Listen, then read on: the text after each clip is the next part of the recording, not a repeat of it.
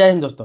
आजकल रेलवे में आप देखते हैं कि पानी को रेट को लेकर, खाना के रेट को लेकर बहुत हंगामा होता रहता है। बहुत सारे सोशल मीडिया पर आपको वीडियो भी मिल जाएगा कि रेल नीर जो पानी होता है या फिर कैंटीन का जो खाना होता है, वो जो पेटिकार का जो स्टाफ आते हैं, वो लोग जो खाना लेकर आते हैं, तो अक्सर इस पर विवाद होता है कि खाना का रेट आपको 20 रुपये एक्स्ट्रा बताया जाता है। अगर 100 रुपये का खाना है तो 120 रुपये, 120 का है तो 150 रुपया। पानी तो नॉर्मली आपको 20 रुपये में मिलता ही मिलता है, जबकि रेट सरकार की तरफ से तय किया गया है खाने का भी, पानी का भी। पानी पर तो 5 रुपये 100% लिया ही जाता है। इसके अलावा रेल नीर जो रेलवे का पानी है, ओरिजिनल पानी जो होता है, वो रेलवे में बेचने का अलाउ है, लेकिन वो नहीं बेचते हैं। ज़्यादा फायदा के लिए क्या करते हैं कि लोकल पानी आपको बेचेंगे, वो भी 20 रुपये ही आपसे लेते हैं। इसके अलावा खाना किसी प्रकार का आप मंगाते हैं, उसमें तो 20, 30 रुपये, 40 रुपया वो एक्स्ट्रा लेता ही लेता है, क्योंकि रेट सभी को मालूम नहीं है। और जिनको मालूम है वो लोग वीडियो बनाते हैं। इस पर बहुत सारे लोगों के साथ बदतमीजी भी किया जाता है कैंटीन के स्टाफों की तरफ से। बहुत सारे लोगों के साथ मारपीट भी की जाती है। वीडियो अगर बनाते हैं तो आपके साथ बदतमीजी की जा सकती है। बहुत सारे लोग इस पचड़ा में नहीं पड़ना चाहते हैं कि ये सब करेंगे 5, 10, 20 रुपया के लिए। कौन जाएगा इतना मुसीबत पालने के लिए?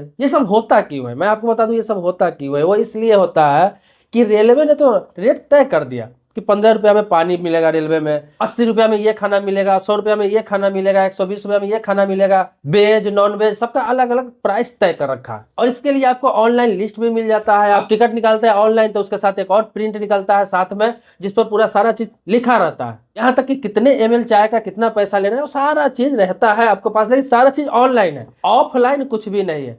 अब आपको बता दो कि क्या जनरल में जो लोग यात्रा करते हैं, जो लोग दिल्ली से बिहार जाते हैं, बंगाल जाते हैं, झारखंड जाते हैं, उड़ीसा जाते हैं, जो मजदूर है, जो लोग पढ़े लिखे नहीं है, अनपढ़ है, क्या वो लोग को पता है कि सरकार ने ऑनलाइन डाल रखा है? वो ऑनलाइन निकाल के देख लेंगे। अगर उनके पास उतना समझदारी होता, उतना उनके पास दिमाग होता, उतना उनके पास पैसा होता, तो क्या वो जनरल में ही यात्रा करते? जिस जनरल में लोग जानवर की तरह घुसे रहते हैं, एक दूसरे पे लोग लटके हुए रहते हैं, गेट पे लटके हुए रहते हैं, बाथरूम में लोग बैठ के यात्रा करते हैं, मजबूरी में ही यात्रा करते हैं, क्योंकि उनकी इनकम कम होती है, उस तरह से कमाते नहीं है, मजदूरी कम है, घर का खर्चा ज्यादा है, कभी कभी उन लोगों को ढंग से काम नहीं मिलता है, तो वो लोग मजबूरी में इस चीज का इस्तेमाल कर रहे हैं, जनरल बोगी का इस्तेमाल कर रहे हैं। उनको भी पता है कि 300 रुपये में मैं दिल्ली से बिहार जा रहा हूँ, जनरल बोगी का टिकट कटाकर मैं 600 रुपया 700 रुपया खर्च करूंगा तो मैं स्लीपर में आराम से सो के जा सकता हूँ। लेकिन 300 साढ़े 300 रुपया वो चाहते हैं ये बचत होगा तो मेरे घर पे काम आएंगे। अब ऐसे व्यक्ति को आप 15 का पानी 20 में दे रहे हैं, 80 का खाना आप 120 में दे रहे हैं। अगर वो फैमिली के साथ यात्रा कर रहा है या फिर ग्रुप में यात्रा कर रहा है, तो अगर 2 बार भी इस चीज का इस्तेमाल करेंगे तो उनका 100-150 रुपया तो ऐसे ही एक्स्ट्रा चला गया। उनके लिए ये पैसा बहुत चीज होता है। और पूरा बोगी का कैलकुलेट करेंगे तो ये 10,000 15,000 रुपये का आंकड़ा हो जाता है। बहुत सारे लोग ये भी कहते हैं कि 5 रुपया के चलते विवाद करता है। यार पानी है, चलिए 5 रुपया दे भी दिए एक्स्ट्रा तो क्या हो गया, सर्विस दे रहा है। लोग होटल में जाते हैं 5 रुपया, 10 रुपया, 20 रुपया, 50 रुपया, 100 रुपया तो ऐसे ही टिप दे देते हैं।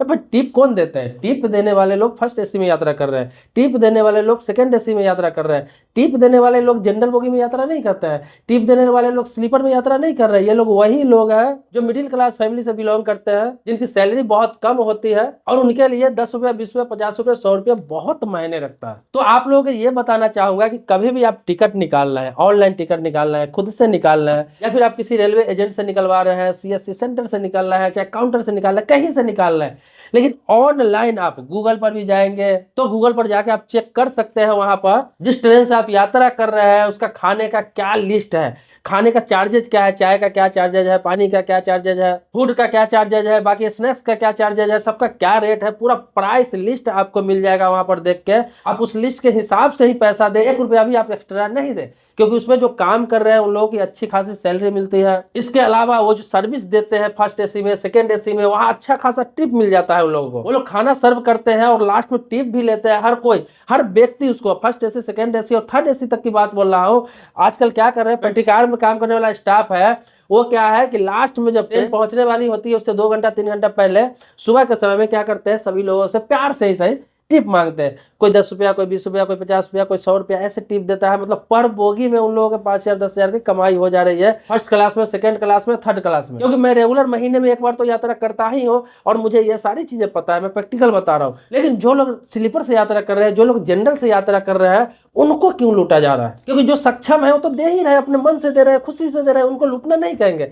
उन लोगों को फर्क ही नहीं पड़ता है 5, 10, 20 रुपया से। तो जब उन लोगों से पैसा वो ले ही रहे किसी प्रकार से, तो फिर आम आदमी मिडिल क्लास फैमिली के लोग जो यात्रा कर रहे हैं जनरल से और स्लीपर से, उनके साथ जबरदस्ती या फिर इलीगल तरीके से या फिर ये कहिए चोरी से एक तरह से रेट ज्यादा बता के उन लोगों के साथ क्यों अवैध वसूली किया जाता है, और इसका विरोध करने पर उनके साथ मारपीट भी किया जाता है या फिर गाली गलौज किया जाता है या फिर कहा जाता है लेना है सामान लो, नहीं लेना है छोड़ दो, तुम्हारे जैसे बहुत लोग हैं इसमें। तो आप लोगों के साथ होता है तो मेरे कहने का मतलब यह है कि एक के साथ ऐसा होता है तो दूसरे लोग वहां पे खड़े क्यों रहते हैं, दूसरे के साथ होता है तो तीसरे लोग क्यों खड़े रहते हैं। अगर सारे लोग इस तरह से अगर मन बना ले, जितने भी यात्री है यात्रा करते हैं, अगर सब लोग ये दिमाग में लेकर चले कि ये जो प्राइस है यही देंगे, अगर एक लोग खड़ा होता है सही बोल रहा है उस चीज का विरोध कर रहा है, तो आप सारी ट्रेन बोगी का लोग सपोर्ट में आ जाइए। उनको बोलिए कि रेलवे ने ये तय कर रखा है 15 रुपए का पानी का बोतल है रेल नीर का, तो 15 ही देंगे, सभी लोग 15 ही देंगे। ये नहीं कि कोई 15 दे रहा है कोई 20 दे रहा है, मुझे फर्क नहीं पड़ता है ले लो 20 क्या 5 पैसे किचर कचर कर रहा है। और यही होता है, यही वजह है कि पूरे बोगी में वो लूट कर चला जाता है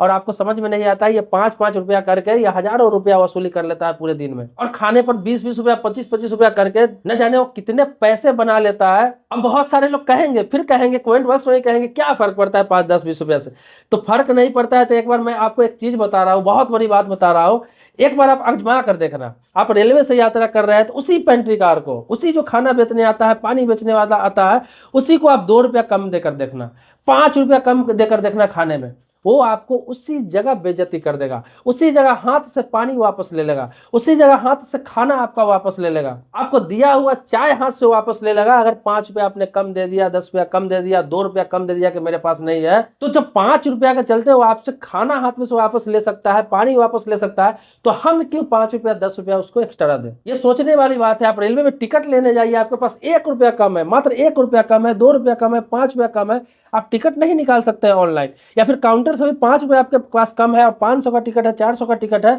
तो टिकट नहीं देगा रेलवे के काउंटर से। ये नियम है, लॉ है, मानना पड़ेगा, सरकार ने तय कर रखा है, उसकी भी मजबूरी है। तो ऐसे ही आपकी भी मजबूरी है भाई, मैं क्यों दूं 5 रुपया 10 रुपया 20 रुपया एक्स्ट्रा जो सरकार ने तय कर रखा है। इसमें सरकार की गलती नहीं है, रेलवे की गलती नहीं, रेलवे ने तय कर रखा है ताकि आपसे कोई ज्यादा वसूली नहीं कर सके। यहाँ तक कि आपको 139 कंप्लेंट नंबर दे रखा है कि आप पेंट्रीकार का कोई बदतमीजी करता है, कुछ भी करता है, खाना का रेट ज्यादा लेता है, पानी का रेट ज्यादा लेता है, तो आप किसी भी प्रकार से सिर्फ एक वीडियो आपको बना लेना है, चाहे आप गुपचुप तरीके से बनाइए या सामने से बनाइए या किसी और द्वारा बनवा लीजिए। आपके साथ पानी का रेट ज्यादा ले रहा है, अगर खाना का ज्यादा ले रहा है, दोबारा आप बुलाइए उसको, किसी और को सेट कर लीजिए कि तुम वहां से वीडियो करो, मैं इनसे बात करता हूँ, इससे लेता हूँ, और वीडियो क्लिप खाली बना लीजिए, 139 पर कंप्लेन कीजिए। आपको बताता हूँ कि पेंट्रीकार वालों पर थोड़ा मोड़ा नहीं, 25,000 30,000 45,000 40,000 लाख रुपया 1.5 लाख रुपया का जुर्माना रेलवे द्वारा किया जाता है। ये नहीं कि रेलवे कार्रवाई नहीं करती, इसमें रेलवे का दोष ही नहीं है, लोग कंप्लेन नहीं करते हैं। कोई अगर कंप्लेन करे, उसके सहयोग में अगर 2 4 5 लोग आ जाए, ये बोले कि हाँ मेरे सामने की बात है, इसने लिया है तो लिया है,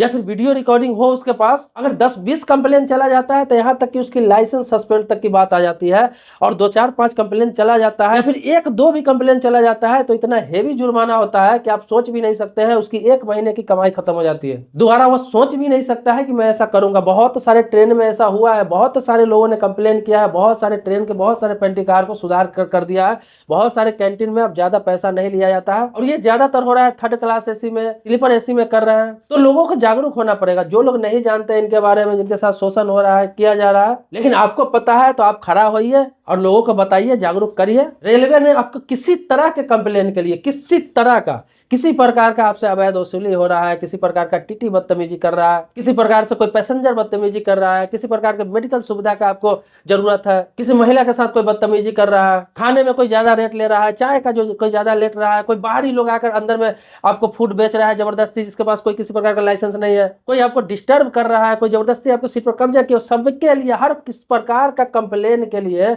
आपके पास 139 कॉल नंबर है। अभी सबके पास आजकल मोबाइल है, आप लगाकर बात करके एट ए टाइम अपना सीट नंबर, पीएनआर नंबर बता के कंप्लेन कर सकते हैं, उसी समय कार्रवाई होती है। इसके अलावा अगर आपके पास सुपर ऐप है, जिसे स्वरेल ऐप कहते हैं, वो है, तब वहां भी सारा सिस्टम दे दिया गया, वहां से भी सारी सुविधाओं का लाभ उठा सकते हैं। लेकिन सबसे आसान है कि कॉल करिए 139 पर, और जो चीज आपको बताया जा रहा है, आपको रेल हेल्पलाइन नंबर पर खुद बात हो जाएगा उसमें, और उनसे कंप्लेन कीजिए, कार्रवाई होती है भाई साहब। लेकिन इसमें सबसे बड़ी बात है, मैं फिर से कहना चाहूंगा कि ट्रेन में अगर यात्रा कर रहे हैं, भले ही आप एक दूसरे के लिए अजनबी है, लेकिन गलत का विरोध हो रहा है, सारे लोग मिलकर आवाज उठाइए, एक व्यक्ति के साथ 10 लोग 20 लोग खड़े हो जाइए, तब जाके कहीं भी करप्शन खत्म होगा। क्योंकि सरकार भी कहती है कि आप खुद विरोध नहीं करेंगे तो हर जगह सरकार या सरकार का स्टाफ तो नहीं घूमता रहेगा, हर व्यक्ति के साथ तो नहीं घूमता रहेगा। तो ये आपको आवाज उठाना है, सरकार की काम होती है, रेलवे की काम होगी कार्रवाई करना। अगर कार्रवाई नहीं कर रहा है तब वो दोषी है। बहुत सारे लोग सोशल मीडिया के द्वारा आपको जागरूक करता रहता है, मैं भी समय समय पर आपको जागरूक करता रहता हूँ। बस रेलवे को एक चीज और काम करना चाहिए, इस पर काम करने की बहुत जरूरत है कि हर बोगी में, जितने भी बोगी है, हर बोगी में कम से कम एक मेनू लगा दे, चार्ट लगा दे, एक लिस्ट लगा दे जो परमानेंट रहे, जिस पर चाय का दाम, पानी का दाम, खाने का दाम, स्नैक्स का दाम, जितने भी सामान बेचने आते हैं पेंटी कार के द्वारा, कैंटीन के द्वारा, उस पर सारा रेट लिखा हो, ताकि लोग खुद पढ़ ले और खुद उसी हिसाब से खरीदारी करे, 1 रुपया भी उन्हें देने की जरूरत ना पड़े। अगर हर बोगी में ये चीज लग जाए, क्योंकि ऑनलाइन जो डला हुआ है, सारे लोग ऑनलाइन प्रिंट नहीं निकाल पाते हैं या फिर ऑनलाइन चेक नहीं कर पाते हैं, इसीलिए उनको रेट ही नहीं पता रहता है। भले ही टिकट के साथ कितना भी इंस्ट्रक्शन लिख दिया जाए, उतना छोटा छोटा इंस्ट्रक्शन हर कोई नहीं पढ़ पाता है, उतना पढ़ा लिखा हर व्यक्ति नहीं रहता है कितनी छोटी छोटी बातों पर ध्यान दे सके। तो ये जनरल बोगी हो, चाहे स्लीपर बोगी हो, चाहे एसी हो, किसी भी बोगी में, हर बोगी में, ये नहीं कि सिर्फ रेलवे में, हर बोगी में एक मेनू बड़ा सा लगा दिया जाए, जैसे होटलों में लगा होता है, और उस पर हर चीज का प्राइस लिख दिया जाए बड़े बड़े अक्षरों में, हिंदी में और अंग्रेजी में, और वहीं पे हेल्पलाइन नंबर लिख दिया जाए, कंप्लेन नंबर लिख दिया जाए, सब कुछ। बस ये सारा करप्शन वहीं से खत्म हो जाएगा। पब्लिक को विरोध करने का, खड़ा होने का जरूरत ही नहीं पड़ेगा। इस पर रेलवे को काम करना चाहिए। फिर न किसी प्रकार का कंप्लेन होगा, न किसी प्रकार का विरोध होगा, न किसी प्रकार का किचकिच होगा। जो रेट रहेगा, जो क्वांटिटी रहेगा, उसी हिसाब से रेट भी पैसेंजर दे पाएंगे और क्वांटिटी भी ले पाएंगे कि इस चीज का इतना रेट है और इतना आपको देना है। उसमें किसी प्रकार की कोई गड़बड़ नहीं होगी, क्योंकि ये रेलवे का लिस्ट रहेगा, पर्याप्त तो वहां पर कंप्लेन नंबर भी रहेगा। क्योंकि भले ही भारत डिजिटल हो रहा है, लेकिन इस जनरेशन में जो अभी पुराने जनरेशन के लोग हैं, उनमें से 50-60% लोग हैं जिन्हें ये सब चीजें पता नहीं है, ऑनलाइन हर चीज नहीं देख पाते हैं। भले ही उनके हाथ में एंड्रॉइड मोबाइल है, लेकिन उतने पढ़े लिखे नहीं है, या फिर बहुत लोग बिल्कुल ही पढ़े लिखे नहीं है। तो उनके लिए हर चीज ऑनलाइन समझना थोड़ा मुश्किल हो रहा है। तो थोड़ा मैनुअली भी ये सब चीज ट्रेन में डाला जाए, ताकि लोगों को आसानी हो। क्योंकि रेलवे पैसेंजर हर जगह हर किसी से पंगा नहीं ले सकता है, क्योंकि वो एक दिन का यात्री होते हैं। बहुत सारे लोग डरते हैं, बहुत सारे लोग इन सभी चक्करों में, झंझट में नहीं पड़ना चाहते हैं, और इसी में उनका शोषण होता रहता है। दोस्तों, आप जानते हैं समय समय मैं आपको अवेयर करता रहता हूँ, नई नई जानकारी देता रहता हूँ, आपके मुद्दों का संबंधित विभाग तक पहुंचाता रहता हूं। तो आप मेरे सब्सक्राइबर नहीं है तो चैनल को सब्सक्राइब करिए, बेल घंटी भी दबा लीजिए। लेकिन सब्सक्राइबर है, आप वीडियो देखते हैं, आपको वीडियो मिलता रहता है, इसके लिए कोटि कोटि धन्यवाद देता हूं, आभारी हूं आपका। मिलते हैं एक नेक्स्ट वीडियो में नए मुद्दे के साथ, तब तक के लिए शुक्रिया, धन्यवाद, जय हिंद दोस्तों।